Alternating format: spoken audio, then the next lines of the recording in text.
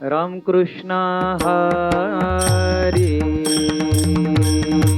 जय जय राम कृष्ण हरी हरी जय जय राम कृष्ण हरी हरी जय जय राम कृष्ण हरी हरी जय जय राम कृष्ण हरी हरी जय जय राम कृष्ण हरी हरी जय जय राम कृष्ण हरी हरी जय जय राम कृष्ण हरी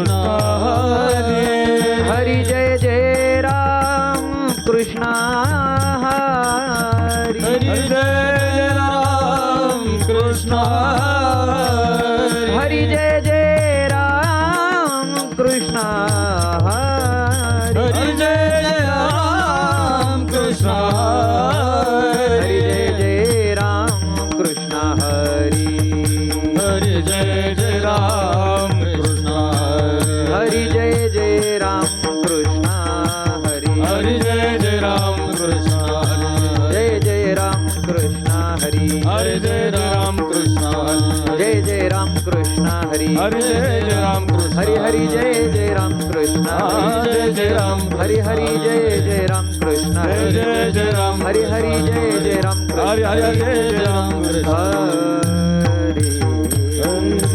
हरी जय जय राम रूप पाहता लोचनी सुख झाले ओ साजनी तो हा विठ्ठल बरवा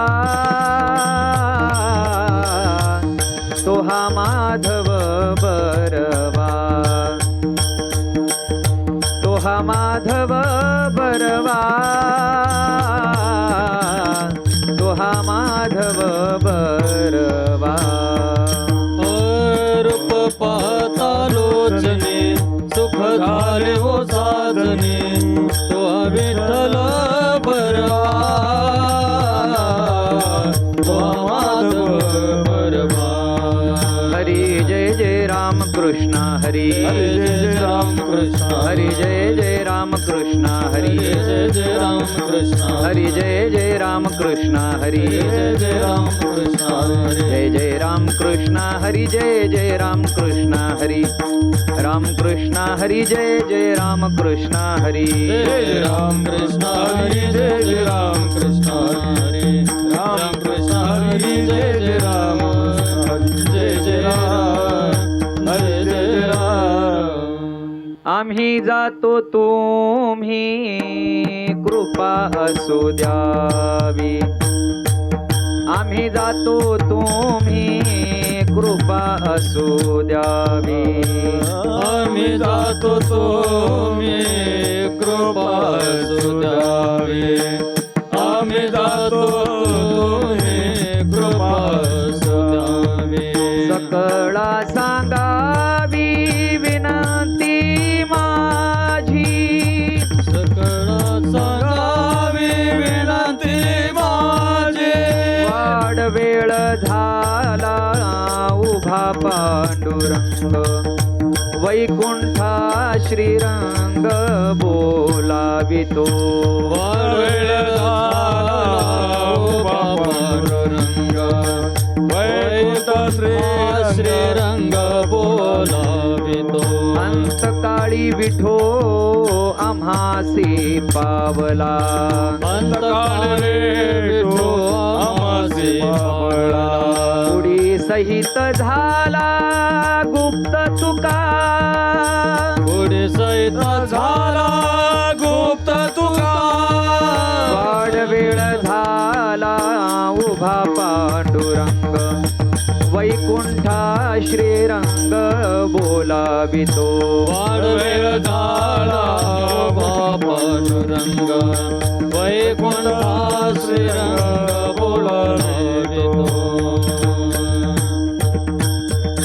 विढोबा रखुमाई विठोबार कुमारी जय विठोबा रखुमाई विठोबार कुमारी विठोबा रखुमाई विठोबा रखुमाई विठोबा रखुमाई विठोबा रखुमाई विठोबा रखुमाई विठोबा रखुमाई विठोबा रखुमाई विठोबा जय विठोबा रखुमाई जय विठोबा रखुमाई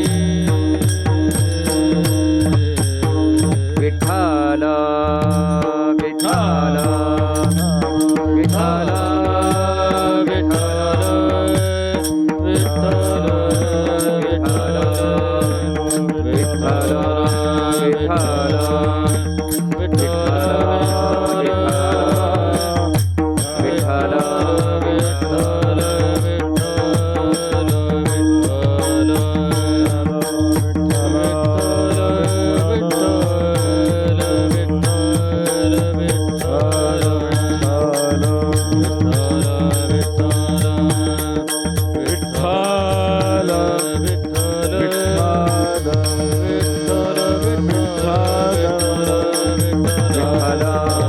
टाळी वाजून भजन करा सगळे बोला विठ्ठला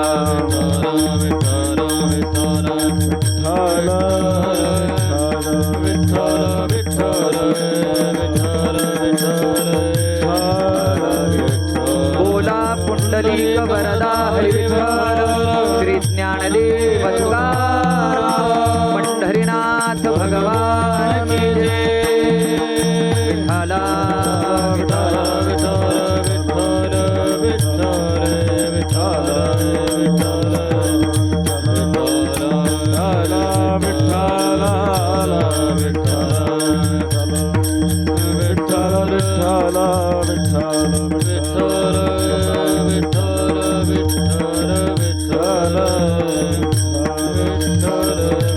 बोला पुंडलिक वरदा हरी विठ्ठल श्री ज्ञानदेव तुकाराम माऊली ज्ञानेश्वर महाराज की जय, जगद्गुरु तुकाराम महाराज की जय, छत्रपती शिवाजी महाराज धर्मवीर संभाजी महाराज सद्गुरु जोग महाराज की जय।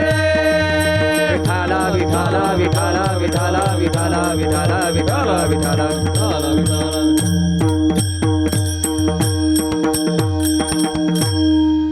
आम्ही जातो तुम्ही कृपा असो द्यावी आम्ही जातो तुम्ही कृपा असो द्यावी सकळा सांगावी विनंती माझी वाढ वेळ झाला उभा पांडुरंग वैकुंठा श्रीरंग बोलावितो। प्रस्तुत प्राप्त प्रसंगी भगवत चिंतन सेवेसाठी निवडलेला अभंग जगद्गुरु जगतवंदनीय महान भगवत भक्त संत हृदय सम्राट विश्ववंदे विश्वभूषण श्रीमंत श्री जगद्गुरु तुकाराम महाराजांचा 3 चरणाचा आपल्या स्वतःच्या निर्याणाचं यथार्थ वर्णन करणारा अभंग आहे। विठाला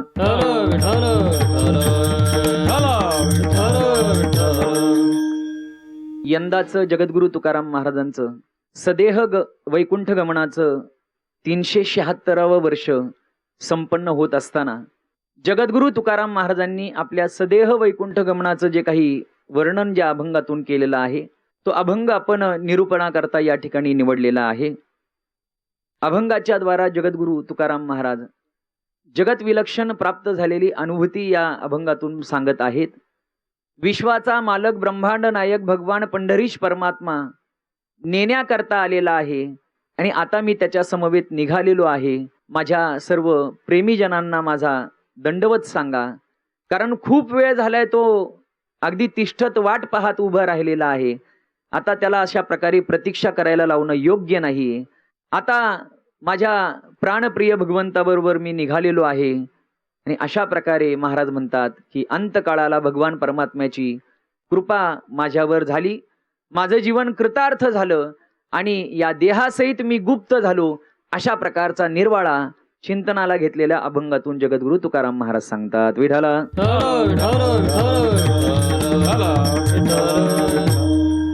आपण बारकाईने जर चिंतन केलं तर समाजामध्ये असणाऱ्या सामान्य लोकांचा आणि संतांचा जर विचार जर केला तर दोघांमध्ये महद अंतर आहे, वेगळेपणा आहे। तुम्ही आम्ही सामान्य जीव जो आहोत आपण खऱ्या अर्थाने आपलं असणारं कर्म भोगण्याकरता या अवनी तलावर इच्छा नसताना आलेलो आहोत. आपल्याला या ठिकाणी यावंच लागतं, देवाला मात्र आणावं लागतं. आणि स्वेच्छेने येणारे जर कोण असतील तर ते संत महात्मे आहेत. विठाला विठ्ठल विठ्ठल विठ्ठल विठ्ठल विठ्ठल. जगद्गुरु तुकाराम महाराजांच्या या मृत्यूलोकामध्ये येण्याचं कारण सांगत असताना तुकाराम महाराज म्हणतात, आलो म्हणे तुका मी नामाचा धारक. नाम साधनेचा यथार्थ रूपाने प्रचार प्रसार करण्याकरता तुकाराम महाराज म्हणतात, या मृत्यूलोकामध्ये मी आलेलो आहे. अजून येण्याचं कारण काय आहे? उजळा वया आलो वाटा, खरा खोटा निवाडा. या जगतामध्ये जे काही खरं खोटं याची सरमिसळ झालेली आहे, खरं काय आहे खोटं काय आहे हे समाजाच्या निदर्शनास आणून देण्याकरता आम्ही या मृत्यूलोकामध्ये आलो असं महाराज म्हणतात. अजून काय कारण आहे?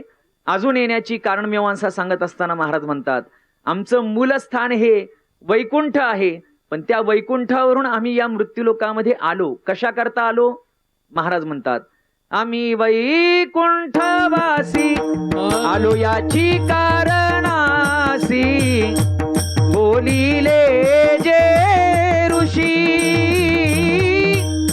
साच भावे मरताया. आम्ही वैकुंठवासी आलो याचे कारणासी, बोलिले ऋषी साच भावे मरताया.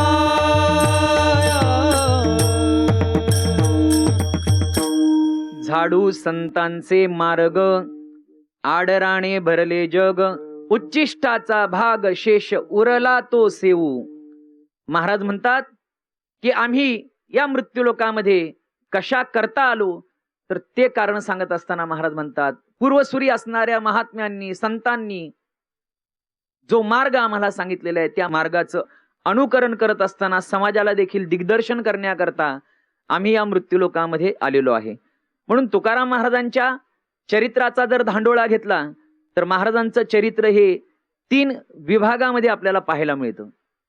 प्रपंच करणारे कुटुंब वत्सल असणारे जगद्गुरु तुकाराम महाराज, भगवत दर्शनाकरता लालायित झालेले साधकीय जीवन असणारे, साधना आरूढ असणारे जगद्गुरु तुकाराम महाराज, आणि साधनेच्या द्वारा सिद्ध कोटीला सिद्ध अवस्थेला पोहोचलेले जगद्गुरु तुकाराम महाराज. या 3 प्रकारामध्ये आपल्याला जगद्गुरु तुकाराम महाराजांच्या चरित्राचा विचार करता येऊ शकतो. प्रारंभीचा जो काळ आहे त्या काळाबद्दल बोलत असताना आपल्या कौटुंबिक आणि प्रापंचिक परिस्थितीबद्दल सांगत असताना जगद्गुरु तुकाराम महाराजांनी म्हणावं, याती शूद्र वैश्य केला व्यवसाव, आधी तो हा देव कुळपूज्य, नये बोलो परी पाळिले वचन, केली याचा प्रश्न तुम्ही संती. प्रसंग असा आहे, जगद्गुरु तुकाराम महाराज आपल्या असणाऱ्या सवंगड्यांसमवेत, आपल्या असणाऱ्या वारकरी मंडळींच्या समवेत बसलेले आहेत. आणि त्या समुदायामध्ये बसल्यानंतर काही जिज्ञासू वारकऱ्यांनी महाराजांना प्रश्न केलेला आहे की महाराज, तुमचं जीवन घडलं तरी कसं ते आम्हाला कळू द्या. आम्हाला फार उत्कंठा आहे की तुमच्या जीवनामध्ये कशा प्रकारे कायापालट झालेला आहे, बदल झालेला आहे. समोर उपस्थित असणाऱ्या श्रोत्यांनी आग्रही भूमिकेतून जगद्गुरु तुकाराम महाराजांना विचारलं की महाराज, आपलं जीवन कसं घडलं. मग त्याचं उत्तर देत असताना जगद्गुरु तुकाराम महाराजांनी आपल्या गाथ्यामध्ये 21 चरणाचा असा एक मोठा अभंग रचलेला आहे. त्या अभंगामध्ये महाराज वर्णन करतात आपल्या जीवनामध्ये कशा प्रकारचा बदल घडलेला आहे, परिवर्तन घडलेलं आहे. संसारे झालो अति दुःखे दुःखी, माय बापे सेखी क्रमिलिया. संसारामध्ये अत्यंत दुःख झालं. काय दुःख झालं? अल्पवयामध्ये, बालवयामध्ये आई वडिलांच्या विराहाचं दुःख महाराजांनी पाहिलेलं आहे. वयाच्या 13व्या वर्षी संसाराची जबाबदारी आली. वयाच्या 16व्या वर्षी वडील गेले, म्हणजे बोल्लोबा गेलेले आहेत. त्यानंतर आई देखील वैकुंठवासी झालेली आहे. आई वडिलांच्या विरहातून सावरत नाहीये तर मोठा असणारा बंधू सावजी, त्याची असणारी पत्नी, ती सुद्धा मरण पावलेली आहे. पत्नीच्या पाशातून सुटलो म्हणून आता संसारात रमायचं नाही, म्हणून सावजी सुद्धा देहूचा आणि या सगळ्या परिवाराचा त्याग करून सप्तपुऱ्या, 12 ज्योतिर्लिंग या ठिकाणी तीर्थयात्रेकरता जे गेले ते परत आलेच नाही.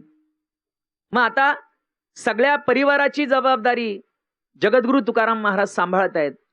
वयाच्या 21व्या वर्षी दुष्काळ पडलेला आहे. गॅझेटमध्ये देखील त्याचं वर्णन करण्यात आलेलं आहे. 21व्या वर्षी भयानक दुष्काळ पडलेला आहे आणि त्या भीषण दुष्काळामध्ये सगळ्या परिसरामध्ये वाताहत निर्माण झालेली. परिसरातील असणारी जी माणसं आहेत ती अन्नधान्य वाचून मरायला लागलेली आहेत.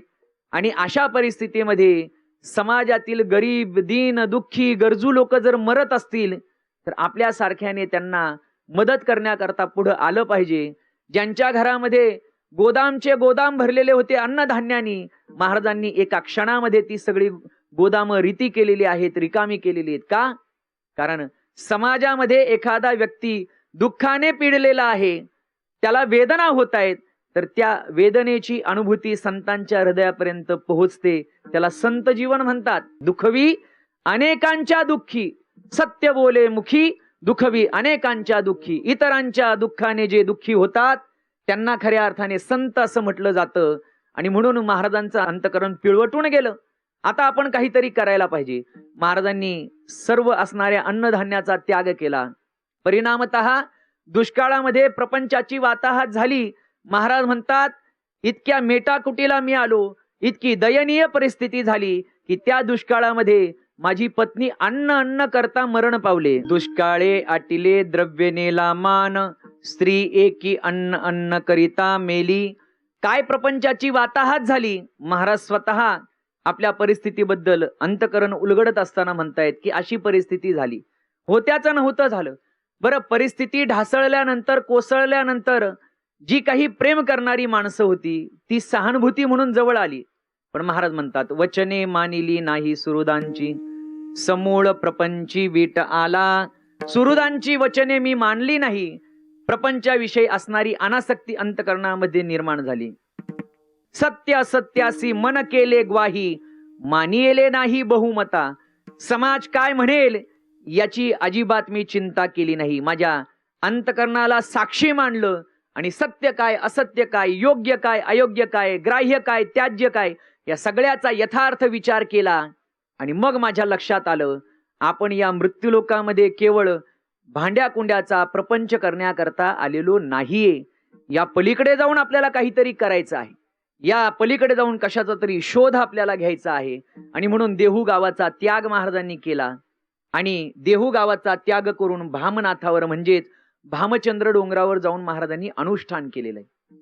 तिथे अनुष्ठानाला महाराज जाऊन बसले आणि तिथे खऱ्या अर्थाने भगवंताचा सगुण साक्षात्कार प्रथमतः महाराजांना झाला. कान्होबा इकडे भावाच्या शोधार्थ रानोमाळ फिरू लागलेले आहेत. आणि जेव्हा भामनाथावर तुकाराम महाराजांची प्रत्यक्ष भेट झाली, कान्होबारायांच्या लक्षात आलं, चेहऱ्यावरचा भाव पाहिला, तेजस्विता पाहिली आणि आता आपला भाऊ पहिल्यासारखा राहिलेला नाही. काहीतरी विलक्षण आनंदाची अनुभूती यांना आलेली आहे.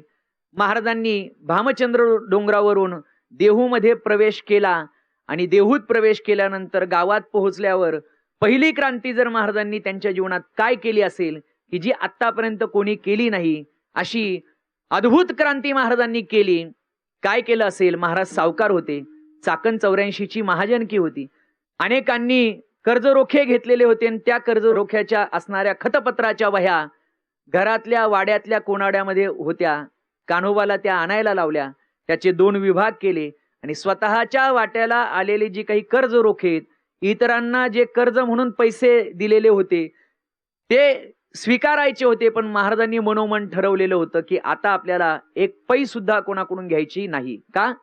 कारण हे स्थावर जंगम संपत्ती हे सगळं नश्वर आहे. याच्यामध्ये आता आपल्याला गुंतायचं नाहीये. आणि म्हणून महाराजांनी त्या सर्व संघाचा त्याग करत असताना पहिलं जर कोणतं पाऊल उचललं असेल तर त्या खतपत्राच्या वह्या महाराजांनी इंद्रायणीच्या डोहामध्ये फेकून दिलेल्या आहेत. मला घ्यायचं नाही. आता मला या संसारामध्ये अडकायचं नाहीये. मला काहीतरी वेगळं करायचंय. त्या प्रेरणेने खऱ्या अर्थाने मी इथे आलेलो आहे याची काहीशी जाणीव महाराजांना व्हायला लागली. आणि मग महाराज भंडारा डोंगरावर, भामचंद्र डोंगरावर, घोराडा डोंगरांवर जाऊन त्या ठिकाणी एकांतामध्ये महाराज साधना करू लागले, नामजप करू लागले. किती नामजप करावा, रात्र न कळे दिवस न कळे, अंगी खेळे दैवत हे. रात्र कळत नव्हती, दिवस कळत नव्हता, अहोरात्र महाराज केवळ आणि केवळ त्या भगवान परमात्म्याचं भजनच करत होते. अखंड खंडेना जीवन रामकृष्ण नारायण. अहोरात्र महाराज माझी मज झाली अनावर वाचा, छंद या नामाचा घेतलासे, दिनरजनी हाची धंदा गोविंदाचे पवाडे. अहोरात्र महाराजांनी केवळ आणि केवळ भगवत भजन करावं. महाराज भक्ती करू लागलेले आहे. पण भक्ती करू लागले आणि ते करत असताना महाराजांनी निरीक्षण केलं की देहू गावामधलं आपल्या वाडवडिलांचं असणारं विठ्ठल रुक्मिणीचं मंदिर जे खऱ्या अर्थाने ढासळलेले, जे आता जीर्ण झालेलं आहे. महाराज म्हणतात देवाचे देऊळ होते जे भंगले, चित्तासी ते आले करावेसी. देवाचं देऊळ भंगलेलं होतं, जीर्ण झालेलं होतं, आणि जीर्ण झालेल्या मंदिराचा उद्धार म्हणजे जीर्णोद्धार करणं हे आपलं सगळ्यांचं परम कर्तव्य आहे. स्वतः करता घर माड्या बंगले सगळेजण बांधतील, पण देवा करता असणारं घर म्हणजे देवालय बांधणं हे खऱ्या अर्थाने आपलं प्रत्येकाचं कर्तव्य. या कर्तव्याची जाणीव जगद्गुरु तुकाराम महाराजांना झाली आणि महाराजांनी ते जीर्ण झालेलं मंदिर स्वकाम सेवा केली, स्वतः उभे राहिले आणि त्या मंदिराची बांधणी करू लागले. अवतीभोवतीच्या असणाऱ्या ग्रामस्थांनी पाहिलं जगद्गुरु तुकाराम महाराज स्वकष्टाने जर मंदिर उभं करत असतील तर आपलाही काहीतरी सहभाग त्यामध्ये असावा. याकरता अनेक असणारे देहू गावातील ग्रामस्थ मंडळी एकत्रित आले आणि ते देवालय उभं करण्याकरता महाराजांना सहकार्य करू लागले. अशा पद्धतीने महाराजांच्या जीवनामध्ये परमार्थाचा शुभारंभ झाला. पारमार्थिक आवड होती, बालपणापासून होती. म्हणजे तुकाराम महाराजांच्या बाबतीत 3 टप्पे करून त्यांच्या जीवनाच्या चरित्राचा विस्तार करणं खऱ्या अर्थाने हे कल्पित म्हणावं, पण आपल्याला त्याचा काही सारांश कळावा याकरता हा विचार आपल्याला या ठिकाणी करायचा आहे. मग काय झालं? मग महाराज म्हणतात ठाकला तो काही केला परोपकार, केले हे शरीर कष्टवोनी. जो काही परोपकार महाराजांना करता आला तो परोपकार महाराजांनी त्यांच्या जीवनामध्ये केलेला आहे. परोपकार करत असताना तो उत्तम दर्जाचा आहे की सामान्य दर्जाचा आहे याचाही विचार त्यांनी केला नाही. नाहीतर बऱ्याचदा आपण परोपकार करायला जातो, पण ते परोपकाराचं कार्य आपल्या करता ते उचित आहे का, आपल्या योग्यतेला शोभनीय आहे का याचा विचार करून आपण परोपकार करतो. पण महाराज म्हणतात ठाकला तो काही, म्हणजे जो काही परोपकार माझ्या समोर उभा राहिला करण्याकरता की इथे आता मी पुढे येऊन सरसावलं पाहिजे, मी सहकार्य केलं पाहिजे, अशा प्रसंगी महाराज म्हणतात मी त्या ठिकाणी पुढे आलो आणि सहकार्य केलं. पहा महाराजांच्या चरित्रामध्ये फार सुंदर उदाहरण आलेलं आहे एका म्हाताऱ्या असणाऱ्या आजीचं. संत चरित्रकार महिपती बाबा ताहराबादकर यांनी जे तुकाराम महाराजांचं 17 अध्यायाचं चरित्र वर्णन केलेले त्याच्यामध्ये महिपती बाबा वर्णन करतात जगद्गुरु तुकाराम महाराज भजना करता या डोंगरांवर जायचे. गावातून बाहेर पडत असताना एका म्हाताऱ्या आजीनी पाहिलं आणि जगद्गुरु तुकाराम महाराजांनी त्या म्हातारीकडे पाहिल्यानंतर पाठीला बाक आलेला आहे, चेहऱ्यावर सुरकुत्या आहेत, अगदी जरा जर्जर अवस्था झालेली, अंग थरथर कापतंय. त्या म्हातारीला रस्त्याने चालताना पाहिल्यानंतर तुकाराम महाराजांनी त्या आजीला विचारलं, आजी तुम्हाला काय काम आहे, कुठे निघालात? त्या म्हटल्या मी कुठे जाणार, आठवड्या बाजाराला चाललेले तेल आणायला. मग असं करा ना, माझ्या पाठकोळी बसा, मी तुम्हाला घेऊन जातो. आजीबाई म्हटली मला पाठीवर बसवून मग बाजाराला नेण्यापेक्षा एवढं काम कर, माझी ही तेलाची बुदली भरून आण, मला तेल आणून दे. मग महाराजांनी ती आज्ञा स्वीकारली आणि तेल आणण्याकरता महाराज त्या बाजाराला गेले. बाजारातून तेल आणून दिलं. परिणाम असा झाला ज्या बुदलीला जगद्गुरु तुकाराम महाराजांच्या हाताचा पवित्र स्पर्श झालेला आहे तेलच संपेना. 8 दिवस पुरणारं तेल महिना 2 महिने झाले तरी सुद्धा संपत नाहीये. त्या म्हातारीला अनुभव आला आणि मग ती अवतीभोवतीच्या आयाबायांना सांगायला लागली, तुम्हाला माहितीये का महाराजांच्या हाताने तेल आणलं तर ते संपतच नाहीये, महाराजांच्या हाताला बरकत आहे. मग गावातल्या सगळ्या आयाबाया एकत्र आल्या आणि प्रत्येकीने म्हणावं महाराज माझं तेल आणून द्या, महाराज माझं तेल आणून द्या. जणू एखाद्या भिंतीला अडकवलेल्या खुंटीला जशी आपण कपडे अडकवतो, वस्तू अडकवतो, तसे महाराजांच्या दोन्ही हातांना त्या तेलाच्या बुदल्या अडकवलेल्या होत्या. आणि महाराजांनी देहू गावातल्या असणाऱ्या सर्व आयाबायांना तेल आणून दिलं. परिणाम असा झाला की तेल संपलंच नाही. मला सांगायचं हे आहे की परोपकार करत असताना तो माझ्या करता योग्य आहे माझ्या उंचीला शोभनीय आहे का याचाही विचार महाराजांनी केला नाही. ठाकला तो काही केला परोपकार. अगदी वरून जात असताना वारुळामध्ये असणाऱ्या मुंग्यांकरताही महाराजांनी साखर खाऊ घालावी, तिथे साखर टाकावी. देहू गावामध्ये वाटसरू आले आणि पांथस्थ आले तर त्यांचे हातपाय दाबून द्यावे, त्यांना खाण्याकरता अन्न उपलब्ध करून द्यावं. इतक्या प्रकारचे ठाकला म्हणजे जो समोर उपस्थित झाला त्या प्रत्येक असणाऱ्या घटनेला सामोरं जात असताना महाराजांनी परोपकाराची कास धरलेली आहे. म्हणजे महाराजांनी परोपकार केलेला आहे. परमार्थाची साधना चालू आहे. पुढे गाती त्यांचे धरावे द्रुपद, भावे चित्त शुद्ध करोनिया. देहू गावातल्या विठ्ठल मंदिरामध्ये हरिदिनीच्या दिवशी वारकरी मंडळी यायचे, कोणाचं तरी कीर्तन व्हायचं आणि जगद्गुरु तुकाराम महाराज टाळ घेऊन त्या ठिकाणी त्या कीर्तनकाराला साथ करायची. म्हणजे गाती पुढे त्यांचे धरावे द्रुपद, मागे आळवण्याचं काम जगद्गुरु तुकाराम महाराजांनी करावं. लोक आग्रहाने महाराजांना कधी कधी लोकांनी म्हणावं, महाराज करा ना या एकादशीला तुम्ही कीर्तन. मग लोकांच्या आग्रहा खातर महाराजांनी पटका बांधावा आणि कीर्तनाकरता उभं राहावं. आरंभी कीर्तन करी एकादशी, नभते अभ्यासी चित्ताधी. आरंभाला महाराज म्हणतात कधीतरी लोकांनी आग्रह करावा म्हणून मी कीर्तनाला उभं राहायला लागलो, पण तेव्हा काही माझा अभ्यास काही फारसा झालेला नव्हता. याचा अर्थ आहे की कीर्तन करण्याकरता पहिला अभ्यास करावा लागतो. विठाला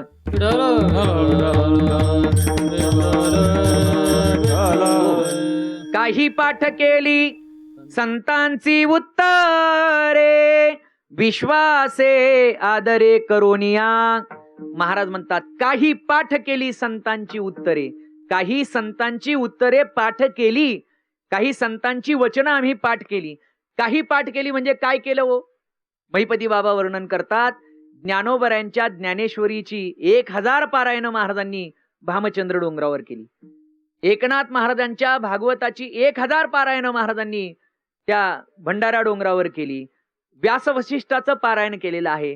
जे ग्रंथ हाती लागतील ते ग्रंथ अत्यंत तन्मयतेने श्रद्धेने भाविक वृत्तीने महाराजांनी वाचावी. कितीतरी वचनं महाराजांची पाठांतर झालेली होती. इतका अभ्यास महाराजांनी केला होता. आणि लक्षात घ्या, अभ्यास करताना देहधर्म नामजप करायचा, चिंतन करायचं. कधीतरी हे शरीर थकणार आहे, हे काय अविरत अखंडपणे सेवा करू शकत नाही. शरीर थकलं की मग या शरीराला निद्रा येऊ लागली, झोप येऊ लागली की महाराजांना वाटायचं या देहामुळे, या देहाच्या असणाऱ्या धर्मामुळे माझ्या चिंतनामध्ये कुठेतरी व्यत्यय येतोय. काय करावं? महाराजांनी आपली शेंडी मागे खुंटीला बांधावी आणि मग चिंतन करावं. झोप यायला लागली, डुकली घेतली की लगेच हिसका बसायचा, पुन्हा जागे व्हायचे. असं करता करता करता जगद्गुरु तुकाराम महाराजांनी एवढी साधना केली, एवढी साधना केली की एक प्रकारे महाराजांनी निद्रानाश केलेला होता. विठाला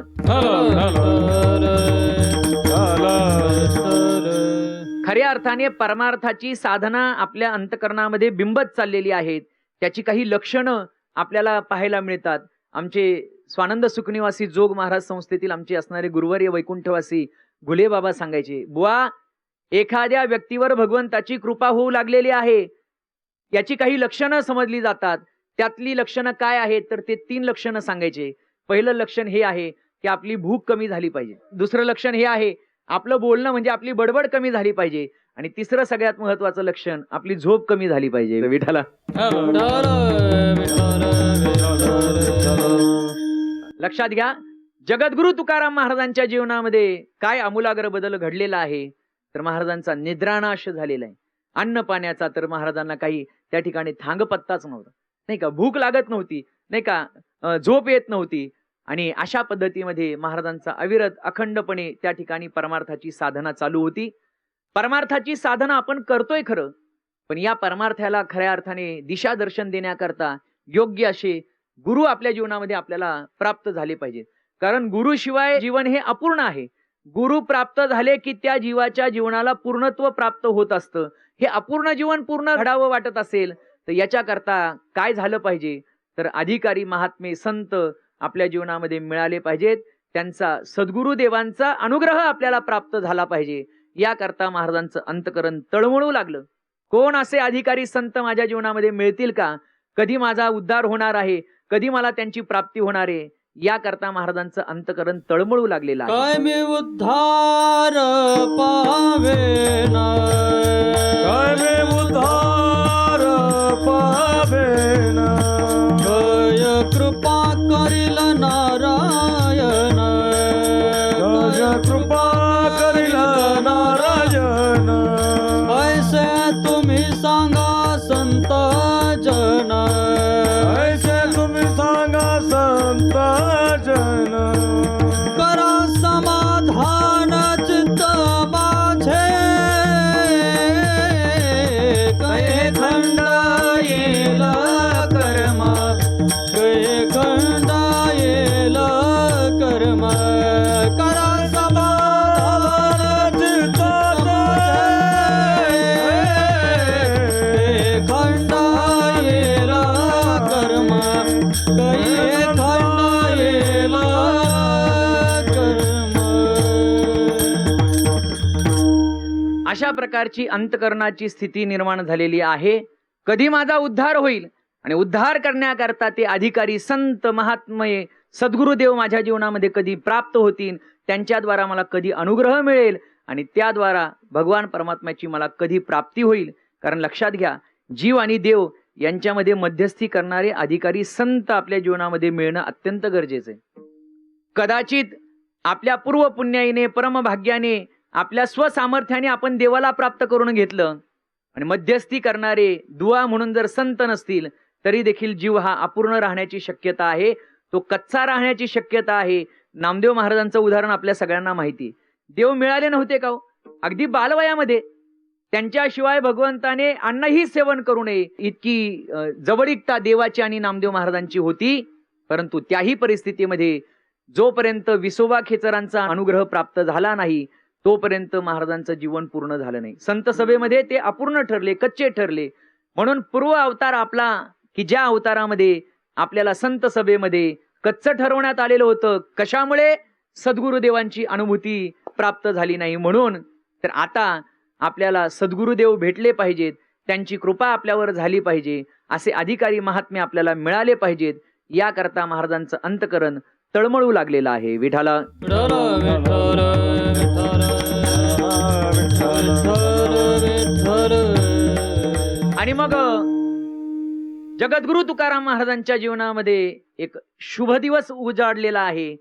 आणि तो दिवस जर कोणता असेल, महिना माघ महिना आहे, दशमी तिथी आहे, शुद्ध पक्ष आहे, गुरुवारचा दिवस आहे. महाराज म्हणतात त्या दिवशी माझे सद्गुरुदेव मला प्राप्त झाले. मग शुद्ध दशमी पाहुनी गुरुवार माघ शुद्ध दशमी पाहुनी गुरुवार माघ शुद्ध दशमी पाहुणी गुरुवार माघ शुद्ध दशमी पाहुनी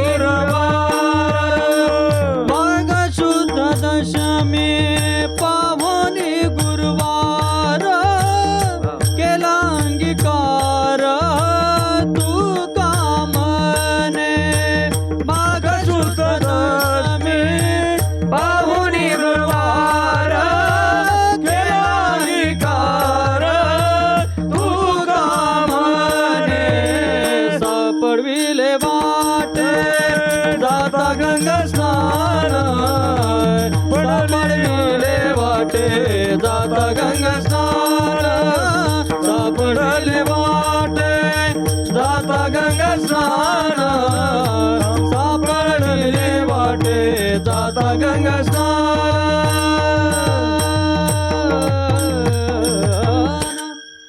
माघ शुद्ध दशमी किंवा माहो शुद्ध दशमी पाहुनी गुरुवार केला अंगीकार तुका म्हणे. महाराज म्हणतात की माझ्या सद्गुरुदेवांनी बाबाजी आपुले सांगितले नाम मंत्र दिला रामकृष्ण हरी. रामकृष्ण हरी नावाचा मंत्र मला माझ्या सद्गुरुदेवांनी दिला. जो मंत्र दिला ना, आवडीचा मंत्र सांगितला सोपा जेने नव्हे गुंफा कोठे काही आवडीचा मंत्र सांगितला सोपा. आवडीचा मंत्र सांगितला सोपा. जो माझ्या आवडीचा मंत्र होता जो आधी देखील मी गुणगुणत होतो, जप करत होतो, ज्या मंत्राविषयी माझ्या अंतकरणामध्ये अत्यंत प्रियता होती, तोच मंत्र माझ्या सद्गुरुदेवांनी मला त्या ठिकाणी सांगितला आणि त्याच मंत्राचा जप मी करू लागलो. म्हणजे काय झालं, बाबाजी चैतन्यांची माघ शुद्ध दशमी या दिवशी जगद्गुरु तुकाराम महाराजांवर कृपा झाली, म्हणजे अनुग्रह झाला. पहा, तुम्ही फार छान पद्धतीने ऐकताय, मला सांगायला गोडी वाटते. जगद्गुरु तुकाराम महाराजांचा माघ महिन्यामध्ये दोनदा जन्म झालेला आहे. दोनदा म्हणजे कसा, आई कनकाई मातेच्या उदरातून जन्म झाला. ती तिथी कोणती असेल तर माघ शुद्ध पंचमी. म्हणजे कोणती तिथी, वसंत पंचमी. त्या दिवशी जगद्गुरु तुकाराम महाराज आपल्या असणाऱ्या मातेच्या उदरातून जन्माला आले आणि माघ शुद्ध दशमीच्या दिवशी सद्गुरुदेवांनी बोध केला. म्हणजे तो सुद्धा विद्यार्थ्याचा, शिष्याचा पुनर्जन्मच असतो. विठाला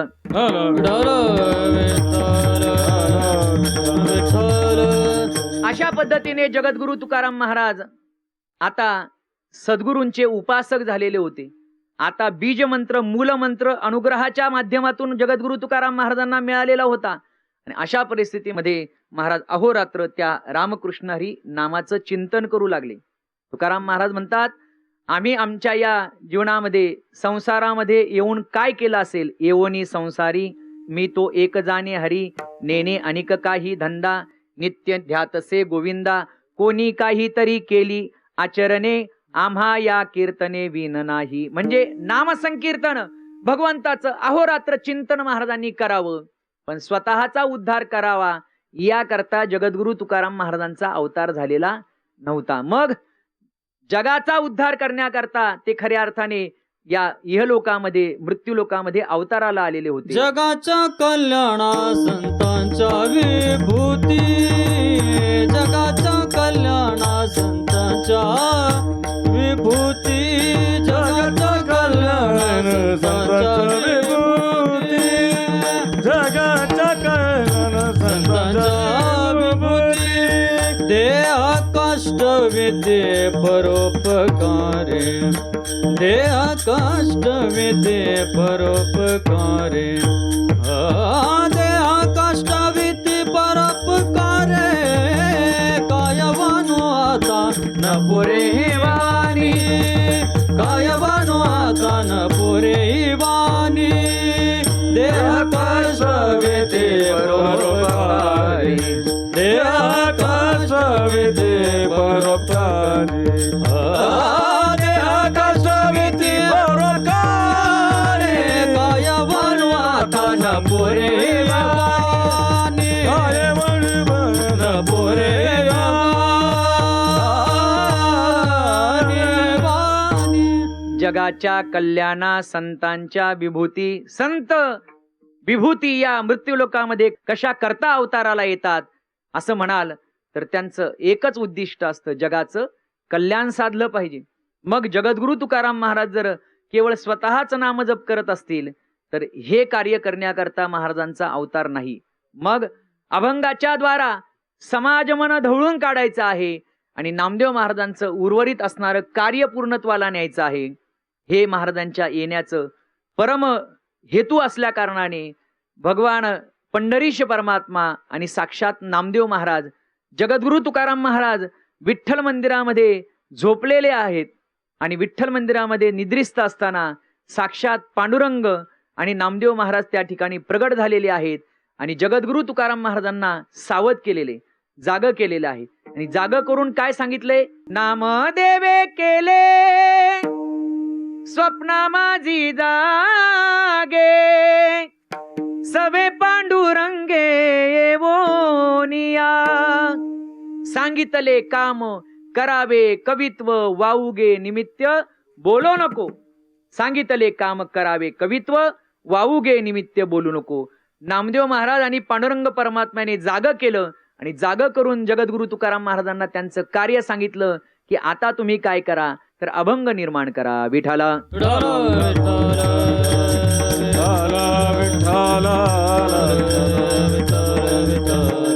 अशा पद्धतीने जगद्गुरु तुकाराम महाराजांना पांडुरंगाने आणि नामदेव महाराजांनी जाग केलं आणि जाग करून सांगितलं, तुकाराम महाराज, अहो तुमचा उद्धार करण्याची गरज नाही, जगाच्या कल्याणा संतांच्या विभूती, इथे जगाचा उद्धार करण्याकरता तुम्ही आलेले आहात. हे कार्य तुमचं आहे आणि ते कार्य तुम्हाला अभंगाच्या द्वारा करायचं आहे. समाज मन ढवळून काढायचंय. आणि मग साक्षात भगवंताने नामदेव महाराजांनी आज्ञा केली, राही उरले ते शेवटी लावी तुका, प्रमाणाची संख्या सांगे शतकोटी, उरले ते शेवटी लावी तुका. प्रमाणांची संख्या सांगितली आणि उर्वरित असणारी जी काही अभंग रचना आहे ती तुम्ही पूर्ण करायची आहे. आता हे कार्य तुम्हाला तडीस न्यायचं आहे, कडेला न्यायचं आहे. जगद्गुरु तुकाराम महाराजांवर भगवंताची, नामदेव महाराजांची कृपा झाली आणि अत्यंत सहज रीतीने, एकदम नैसर्गिक पद्धतीने महाराजांच्या मुखारविंदातून अभंग गंगा वाहू लागलेली. सुंदर ते ध्यान उभे विटेवरी करकटावरी ठेवनिया, राजस सुकुमार मदनाचा पुतळा, रवी शशिकळा लोपलिया, सदा माझे डोळे जडो तुझे मूर्ती, रखुमाईचा पती सोयरिया, आवडे हे रूप गोजिरे सगुण, पाहता लोचन सुखावले. जगद्गुरु तुकाराम महाराजांनी प्रारंभी जर कोणते अभंग निर्माण केले असतील किंवा महाराजांच्या मुखारविंदातून कोणते अभंग आले असतील तर ते अभंग म्हणजे बाळक्रीडेचे अभंग. महिपती बाबा सांगतात की जगद्गुरु तुकाराम महाराजांनी प्रारंभी जर कोणतं वर्णन आपल्या अभंगातून केलं असेल तर भगवान श्रीकृष्ण परमात्म्याने ज्या काही बाललीला केलेल्या आहेत त्या बाललीलेचं वर्णन बाळक्रीडेच्या माध्यमातून केलं. आणि मग काय, अभंग इतक्या सहज रीतीने मुखातून बाहेर पडू लागले आणि ते अभंग सामान्य श्रोत्यांच्या कानातून मनापर्यंत जाऊ लागले आणि मनाला आल्हाददायक आनंद वाटू लागला. मन प्रसन्न व्हायला लागलं. जगद्गुरु तुकाराम महाराजांच्या वचनाचा अधिकार लोकांना कळू लागला. जगद्गुरु तुकाराम महाराजांच्या अभंगावरचं कीर्तन त्यांच्या मुखातून ऐकणं, मला वाटतं तत्कालीन लोकांच्या दृष्टीने किती पर्वणीचा काल असे. विठाला विठाल विठाल विठाल